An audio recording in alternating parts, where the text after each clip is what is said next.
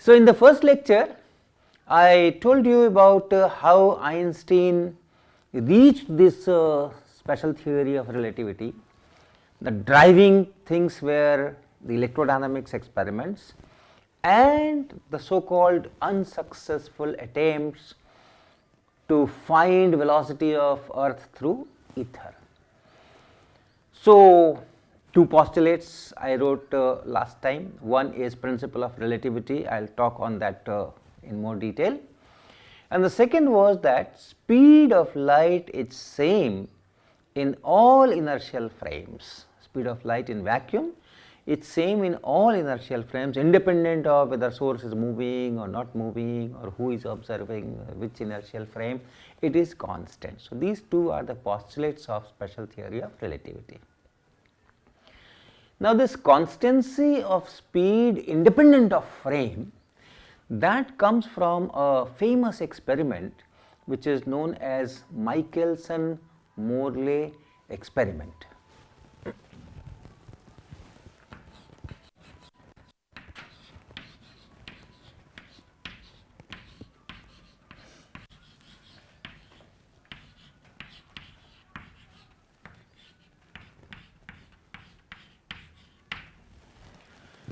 So, Michelson was the senior person and who measured speed of light also using his own design of experiment and did many other things, and Morley joined him to further improve the sensitivity accuracy of the experiment, and this very famous experiment is perhaps the one Einstein is referring to, that unsuccessful attempt and all that.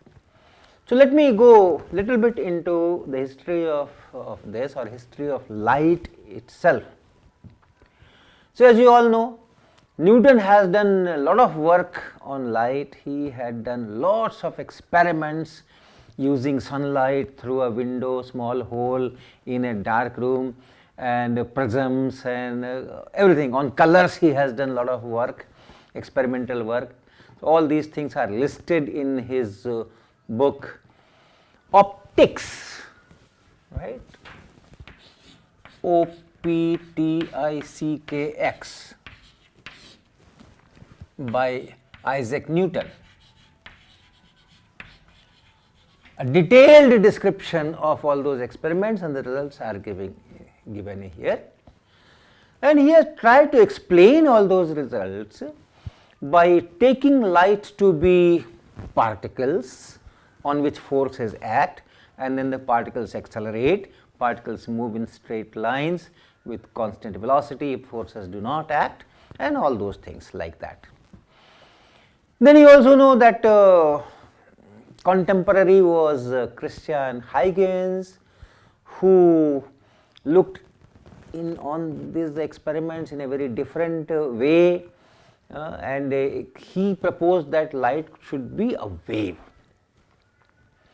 And these things went on. There was no exclusive experiment which can decide that it is wave or it is particle till say the beginning of 19th century, when Thomas Young came up with a double slit experiment and showed the interference of light. So, the interference is some kind of a signature of wave nature, and there, and together with many other experiments, speed of light in water is less than speed of light in vacuum, and many other experiments by Fraunhofer, Fresnel on diffraction. So, those things combined, 19th century beginning 1801 to 1805, let us say, it was established that light is a wave. But then wave needs a medium. That was the understanding. What is wave? Sound wave, for example. So, essentially sound is nothing other than the vibrations of air molecules in a particular fashion. So, when sound propagates, we say that okay, this part of air is compressed or rarefied, and then it exerts force on the other neighboring part, and there you have compression and rarefaction, and that is how the wave propagates. So, the understanding was that there must be some kind of a medium in which this light wave propagates. Then comes Maxwell and experiments on electricity and magnetism. And two things, one is that once you do the experiments, find epsilon naught, find mu naught from the experiments, and then put the values, and you see that this 1 by square root epsilon naught mu naught turns out to be very close to 3 into 10 to the power 8 meter per second. From purely experiments on electricity and magnetism.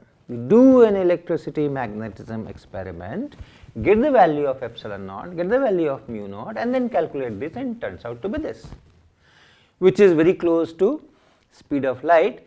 And this establishes that there is some close relation between this light and this electricity and this magnetism.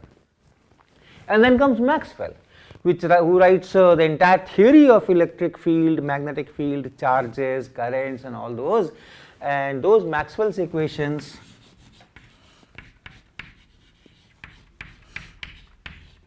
I am not writing the equations, that will be in the course on electrodynamics, but these equations tell that one can have electromagnetic wave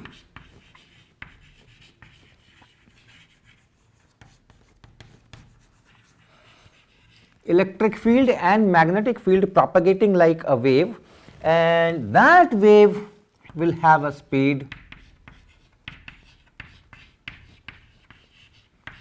which is once again this much.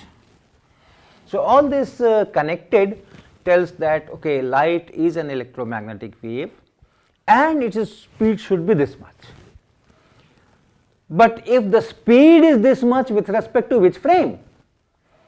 So when I say speed of sound is 332 meter per second, with respect to what? With respect to air in which this sound is propagating. Is the air which is carrying that sound wave, and the velocity, the speed of sound is 332 meter per second at 0 degree Celsius in a frame in which that air is stationary. In this room, if air is stationary and I am speaking, yes, the sound is going at that particular speed. Of course, here temperature is not 0 degree Celsius, so it will not be 332, it could be 345 meter per second or so. But with respect to what? With respect to this stationary air. But if you have wind, then in the direction of wind, speed will be more than this, and opposite to the direction of wind, the speed of sound will be less. In the frame of that air, the speed is given. So if the speed is given, the numerical values is given, it must be with respect to something. And what something? Very naturally, the medium which carries this light, the vibrations of medium portions, they are taking this light wave ahead, and it is that medium which should be taken as the frame with respect to which this speed is measured. So that is how that idea of ether came in, that there should be a medium, and people named that medium as ether. And then the search was on to locate that ether, and it was assumed that that will be absolute rest, because that is the frame, in which light has this speed. So that should be the frame in which all Maxwell's equations should be correct. And if I go to some other frame, Maxwell equations should not be correct strictly. So these were the dilemmas, these were the questions, people were wondering on these, and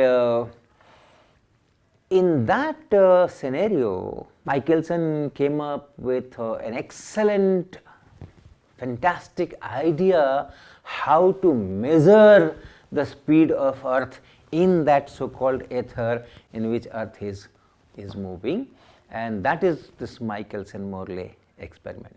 But before that, let me show you an interference pattern to give you some idea what is that interference, how does it look like, and how it is related to when I will say this Michelson-Morley experiment and fringes and this and that. So, you will connect it better if I show you some kind of an interference pattern here.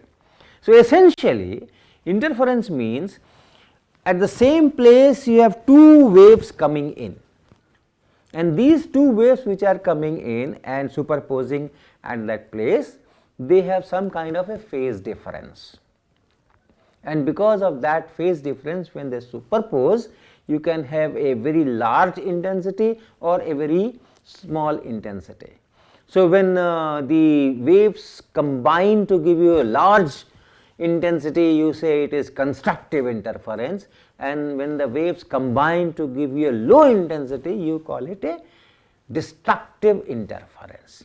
So, I will just show you an apparatus in which an interference fringe will be formed. You will see the fringe. What do I mean by fringe and bright fringe and dark fringe and all those things. So, let me show you the apparatus.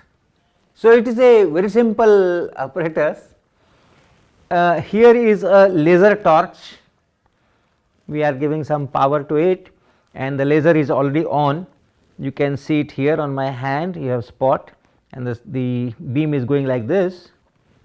So, the beam is going this way, and then it is falling on a plane mirror.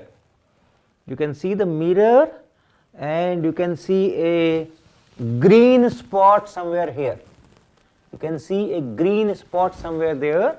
So, this laser beam is falling on that mirror, and from there it is reflecting, and then it is reflecting back and going to a wall. So, this beam after reflection is going to a wall, and there you see a spot. A very simple thing. If you have a mirror, if you have a light beam, the beam will be reflected from that mirror and will fall somewhere. But there is something beautiful about it. Once I dim the light of this room, you will see that it is not just a spot, there is a lot of structure in it.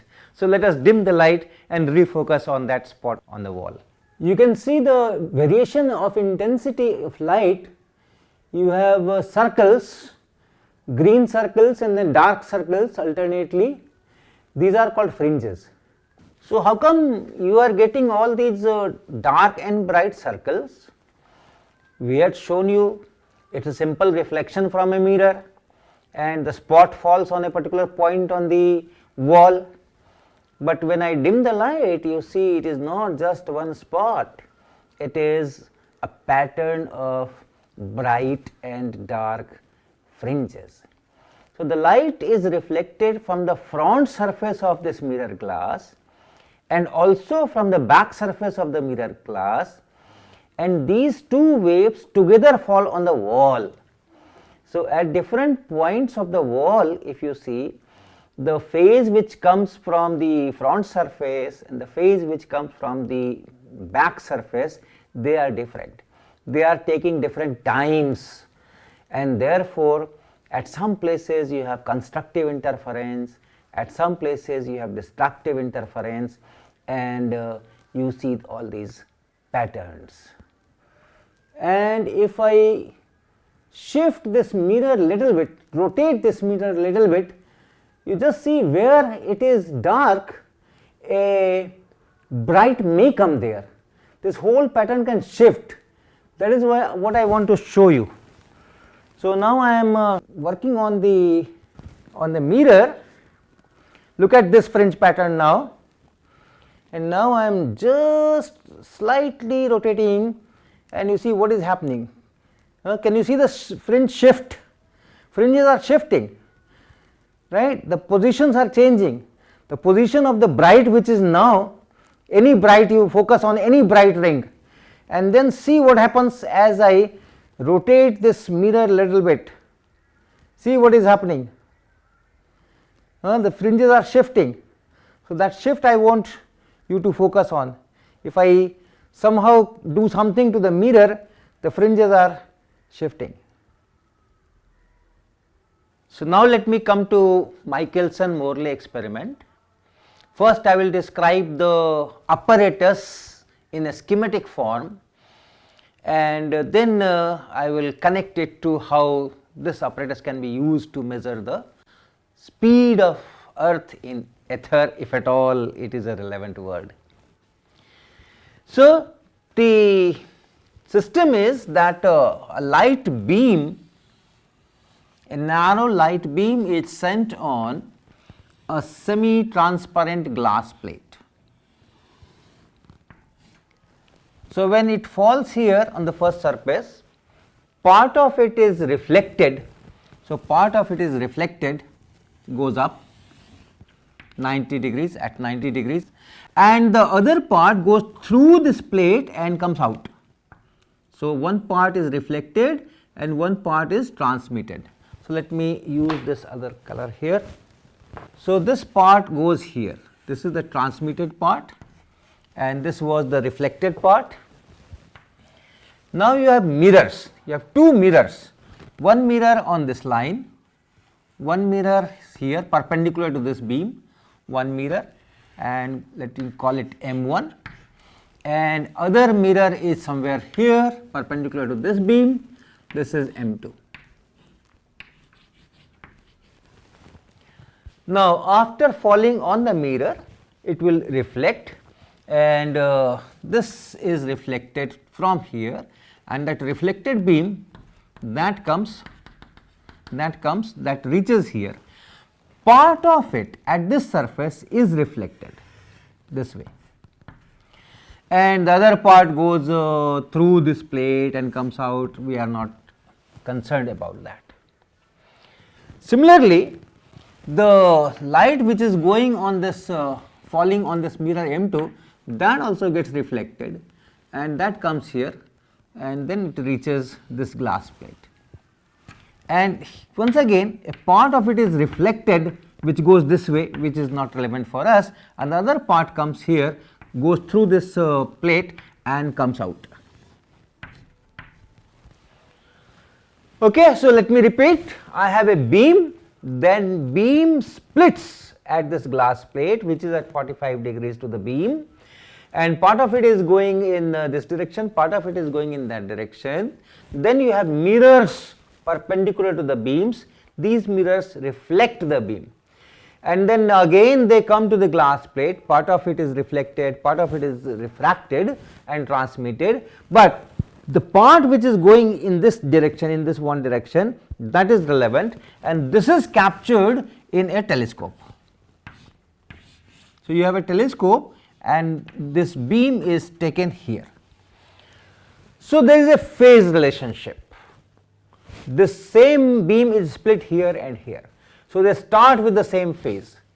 You have some changes because of the thickness of the plate and reflection, all those things are details which I am not going into. Assume that it is a very, very thin plate and so on. In fact, in the actual apparatus you have yet another glass plate to compensate this thickness in the path and so on, but those things are for details. The essential theory, if you understand, is that here the two parts are split from the same beam, therefore they have the same phase relationship. But then they are travelling this much of distance, it will take some time. This one is travelling this much of distance, it will take some time, and these time may be different.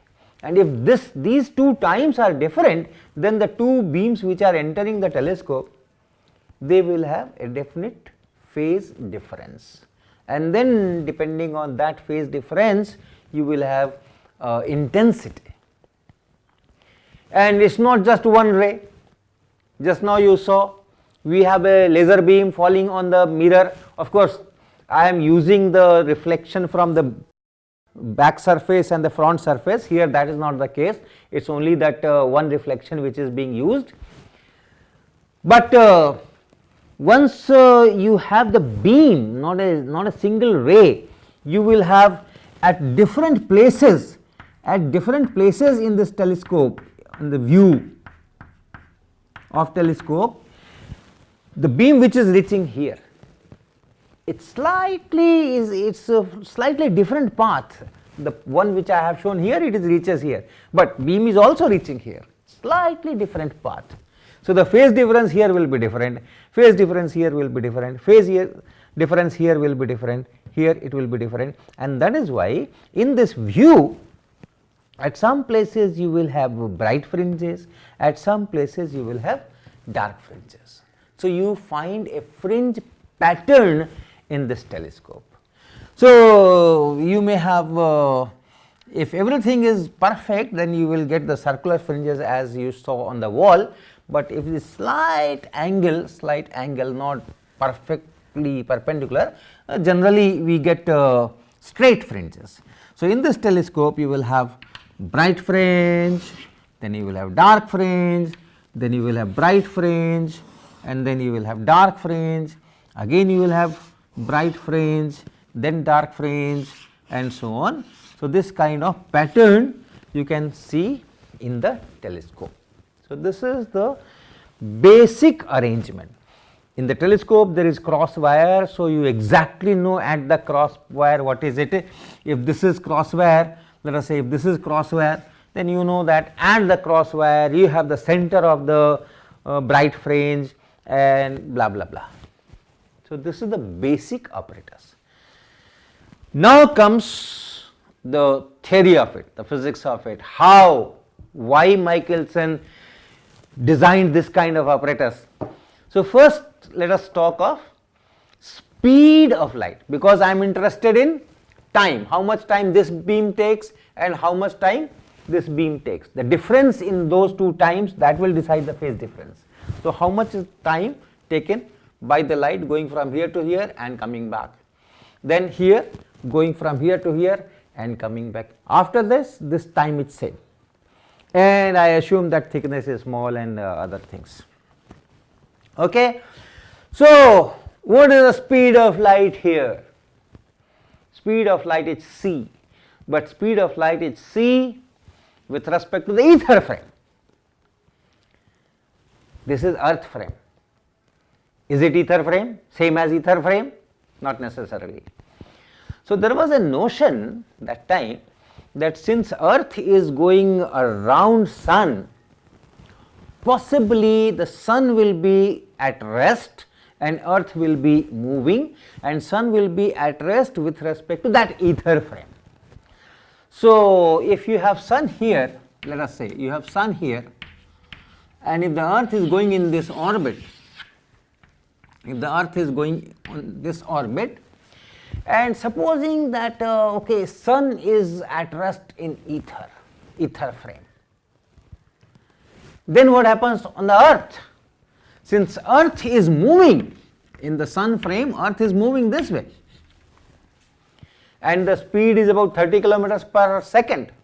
If you know the radius, you can, and 365 it has to make one full round, so you can calculate the speed. That speed is something like 30 kilometers per second.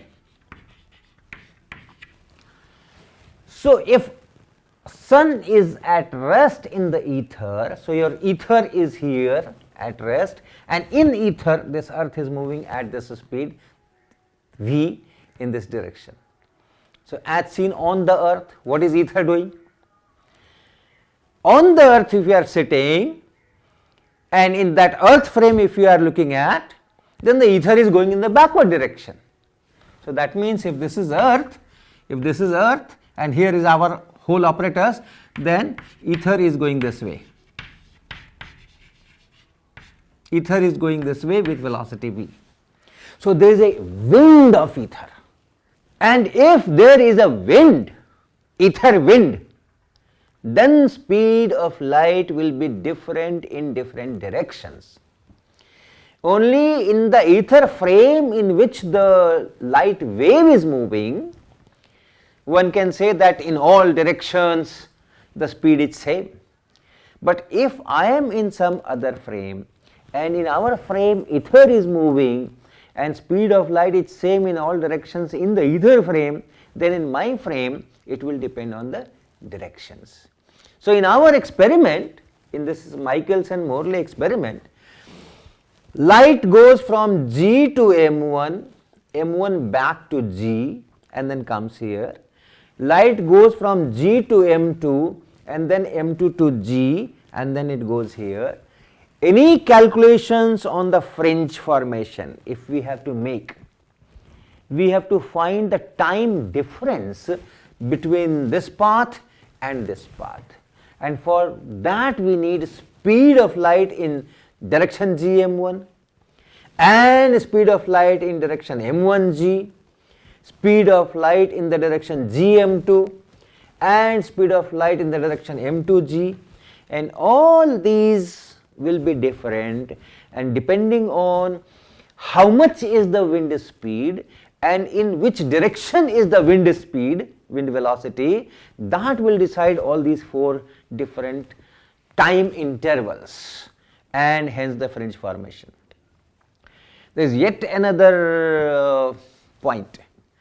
We say that on the earth there is a wind, but then my laboratory, my apparatus can be somewhere on the globe, it has to be somewhere on the globe, and depending on where this laboratory is on the globe, the direction of this ether is different. At one position the same direction is vertical, and at some other position the same direction can be horizontal, because we have a globe. So suppose you have a direction like this, suppose you have a globe here and the ether wind is like this. So here it is vertical, here it is horizontal. So depending on the location of the laboratory, and the earth is moving, okay, so location is not fixed. I am here, after some time I am there, after some time I am there, and so on. Earth is rotating, earth is going around the sun, so all those things are to be taken into account. And finally we need the time difference, and which will make these fringes. So in the next class I will be assuming that the situation is so favorable to us that this ether wind is parallel to one of these 2 arms, say this arm. So this ether wind is going this way. So we will just assume that ether wind is parallel to one arm, and then we will make the calculation how much should be the path difference, phase difference here, and then we will talk about the genius of Michelson. You get fringes, fine. So whatever be the wind velocity or whatever is the time difference, etc., you will get the fringe pattern. So from this fringe pattern, how to deduce that ether velocity v, that is the genius of Michelson, and we will talk those things and do some calculations in the next lecture.